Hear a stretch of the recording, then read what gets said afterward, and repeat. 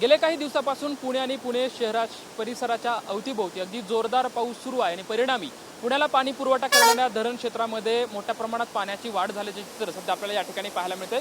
मी सध्या खडकवासला धरणाच्या खाली आहे आणि आपण बघू शकतो की खडकवासला धरणामधून जवळपास 27,000 क्युसेक्स वेगानं पाणी जे आहे ते मुठा नदी पात्रात सोडण्यात आल्याचं चित्र सध्या या ठिकाणी पाहायला मिळते। आणि नागरिकांनी खरं तर हा विसर्ग पाहण्यासाठी खडकवासला धरणाच्या खालचा जो पूल आहे त्या पुलावरती मोठी गर्दी केलेलं चित्र जे आपल्याला पाहायला मिळतंय। हे विहंगम दृश्य आपल्या मोबाईलमध्ये कैद करण्यासाठी अनेक नागरिक या ठिकाणी आलेले आहेत, लहान लहान मुलं आलेले आहेत।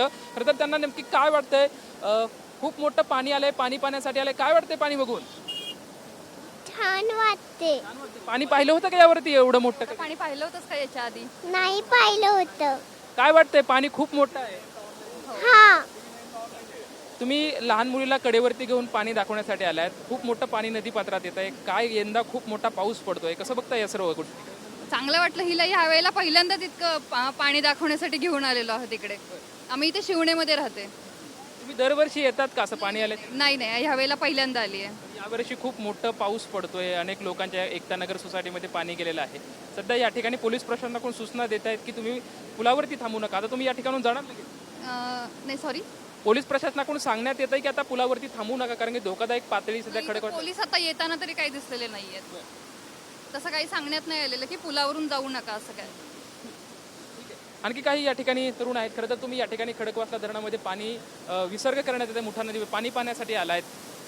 सर ॲक्च्युली एक आता मला वाटतं 1 महिन्यापूर्वी एक म्हण होती की बऱ्याच ठिकाणी व्हॉट्सअपला आपलं नेटला वगैरे होतं की महाराष्ट्रामध्ये यंदा खूप जांभळाचं पीक आलं, त्यामुळे पाऊस यंदा कमी लागेल। मग आम्ही ते खरं पण वाटलं मला, म्हणजे काही ठिकाणी। पण आता एक मला वाटतं सर 8-10 दिवस झाले पुणे सिटीमध्ये म्हणजे अतोनात पाऊस आणि पूर्ण पुणे सिटीमध्ये, त्यामुळे मुलांच्या शाळा म्हणा किंवा इतर खाण्याचे वगैरे औद्योगिक सगळं म्हणजे पूर्णपणे एकदम पूर्ण ठप्प झालेलं आहे। आणि त्यासाठी जे पत्रकार बंधू आहेत, जे TV9 म्हणा असे, त्यांनी खूप सहकार्य करून लोकांपर्यंत पूर्ण माहिती पोहोचवलेली आहे। आणि त्यामुळे सर मला असं आता गुड वाटतंय। आणि ज्या अशा नकोच्या ज्या अफवा आहेत ना की कुठल्या बोला अफवा की त्या जांभूळ जास्त पिकलं की पाऊस पडत नाही, असं ह्या अफवावर लोकांनी विश्वास काही ठेवू नये असं मला वाटतंय सर। खरं तर पाऊस पडल्यानंतर निसर्गाचं रूप अगदी पालटलंय। ज्या पुण्याला पाण्याची भ्रांत होती की आता पाण्याचं कसं होईल, पाणी कपात होती, मात्र काही दिवसामध्ये एवढा जोरदार पाऊस पडला की पूर्णपणे पाणी कपात आता नाहीशी झाली। मुठा नदी पात्र जे की दरवेळेस खूप कमी असतं, मात्र आज अगदी दुथडी भरून वाहते, कसं बघता या पात्राकडे? पात्र म्हणजे आता काय ते वाहते ते बरं आहे, ते आता पाणी येते ते आता दुष्काळ वगैरे कमी होईल त्या पाण्यामुळे। तर आपण बघू शकतोय की अनेक तरुण जे आहे ते या सर्व विहंगम दृश्य आहे ते आपल्या मोबाईलमध्ये कैदबद्ध करण्यासाठी या ठिकाणी मोठ्या प्रमाणात या ठिकाणी दाखल झालेले आहेत। आणखी एक मित्र आहे, मित्रा खूप मोठ्या प्रमाणात मोठ्या नदी मात्रामध्ये पाणी विसर्ग केला जातोय। काही दिवसापूर्वी अगदी पाण्याची भ्रांत होती, म्हणजे पाणी कपात करण्यात आलं होतं, मात्र आज खूप मोठं हा पाणी तुम्ही बघताय, कसं वाटतंय? लय चांगलं वाटतंय कारण की 3 दिवस झाले खूपच जोरात चालू आहे। तसं तर 3 दिवसापासून आम्ही वाटच बघत होतो कधी पाणी पडणार, एवढं पाऊस येणार आणि गेट सोडणार।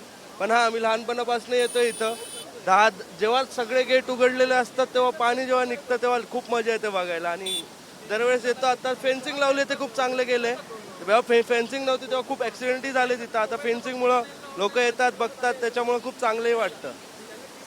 तर मावशी तुम्ही या ठिकाणी आला आहात, अनेक मुलं येतात, तुम्ही हे पाणी पाहण्यासाठी आलात। गेल्या काही दिवसामध्ये पुण्यामध्ये पाणी कपात होती, त्यामुळे पाण्याचा खूप मोठा प्रॉब्लेम होता, मात्र आता खूप मोठा पाऊस पडतोय, पाण्याचा विसर्ग केला जातोय, कसं बघता या सर्व गोष्टीकडे? पाणी तर हवंच आहे, म्हणजे पाणी फार महत्त्वाचं आहे। आता गेल्या महिन्यात खूप पाण्याची टंचाई होती, पाऊस आला, खूप छान वाटलं।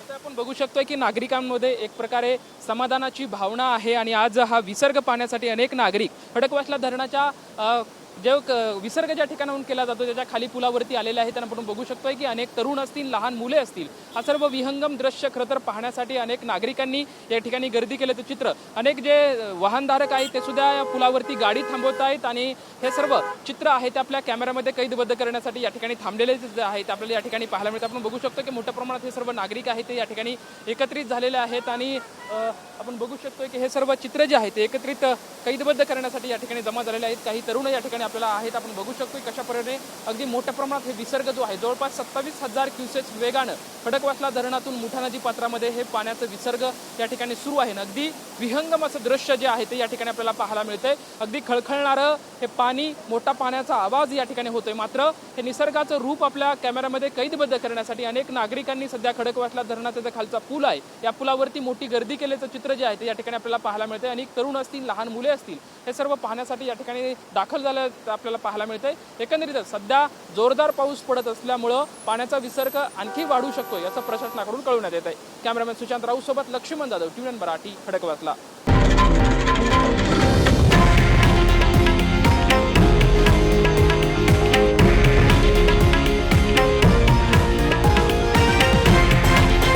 हे आहे देशातील नंबर 1 न्यूज नेटवर्क आणि आपण पाहत आहात TV9 मराठी, एकमेव.